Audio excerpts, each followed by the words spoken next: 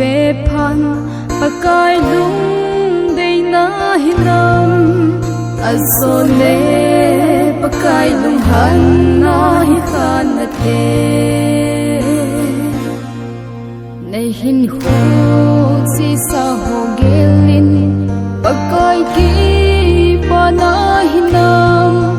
pakai sin thi mo nei hin san khan te mi pa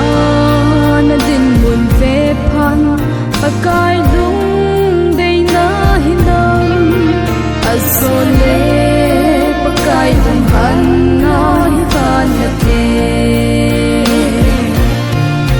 lai hin hu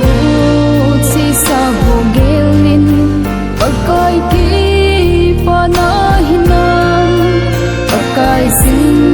thi mo ne hin chan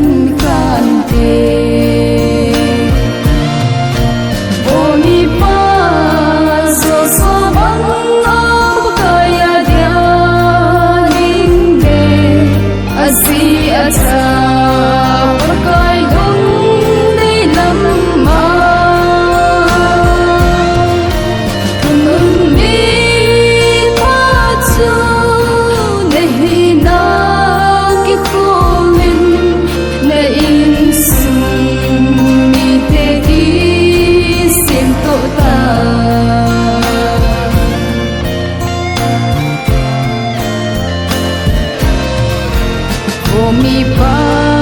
abram su ngai ton pakai a ta san sin pathin go pa hi ne chu a chang